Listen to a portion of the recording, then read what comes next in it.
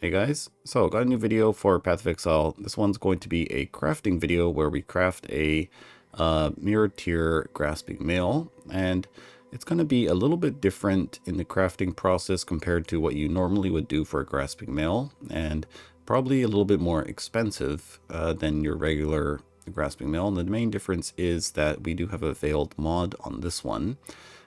So let's get into the video. This is what the end result looks like. Okay, so this is the base of the item that I bought. I bought the base for about 700 divines.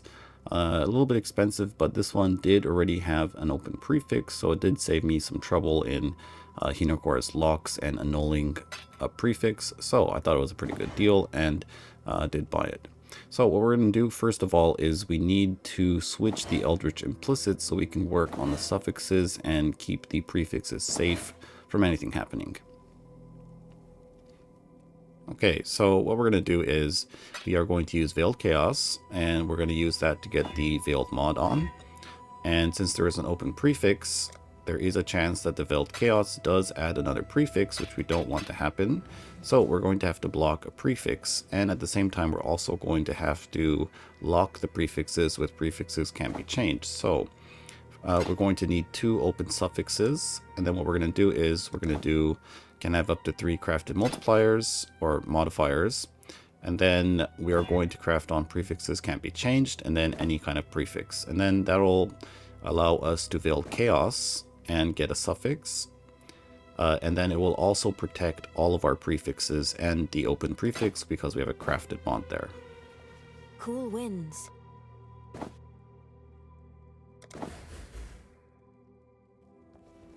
Blessings. Exile.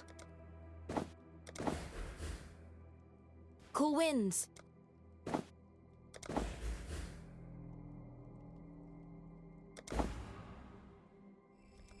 Alright, so now we need to go buy 1 fracturing orb, and we're going to go buy a few Hinokora's locks as well, and try to fracture this veiled mod. Okay, so starting off with just 2 locks, it's a 1 in 4 to fracture it, so maybe we'll get lucky, maybe we won't. And one really cool thing is, I don't know if you can hear this, but when you hover over the Hinokora's locked item, it makes a very cool sound.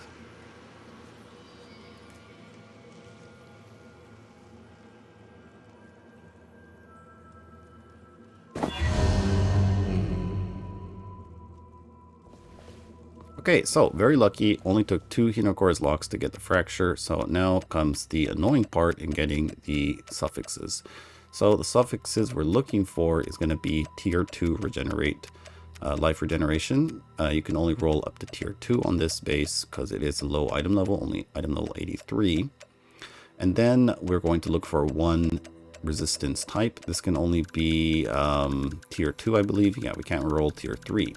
So the tier 2 life regeneration is actually very, very rare, and I did consider just using locks to exalt slam the other thing on, but I think that is just way too expensive. So what we're doing is just Eldritch exalt and then Eldritch annul, basically, and just going to do that over and over and over again until we eventually get the 2 mod combination we want. So this is going to take quite a long time, and I don't know, it did take quite a bit of money too, but I think this is really the cheapest way to go about it.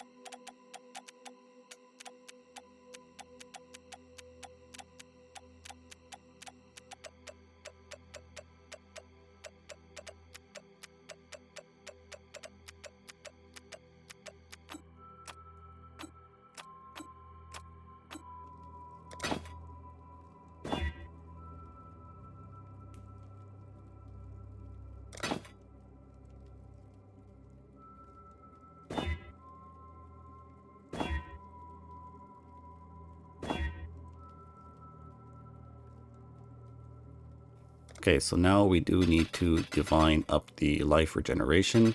There's two rolls I was looking for. There was one is going to be 133.7 life regeneration just for like the memes, but I never rolled that. And then I guess after that, just anything 150 plus is going to do. I was trying to actually go for 152, but after spending quite a lot of divines, I just realized that it's not really worth it. So in the end, we just settled on 150, which is pretty, I mean, it's like 2 regeneration difference, so not really that important. But if you don't like watching divine orbs being eaten away, then you probably don't want to watch this part. And I think in the end, I did end up spending about 60 and then 100, 300, so maybe about 360, 400 divines trying to divine this. So yeah, don't do what I did, and because I did hit a good 150 plus roll in the beginning. I was like, you know what, I can do better. But no, don't. Just stop when you hit 150 plus. All right, now it is time to do the implicits. Implicits, of course, always, I don't know, I usually get lucky on the implicits and get them in a few Orb of Conflicts, but this time it did take quite a few. So basically Orb of Conflict to get the aura effect to perfect, and then we just use the exceptional Eldritch Icarus to get the Grace aura effect, and we're done.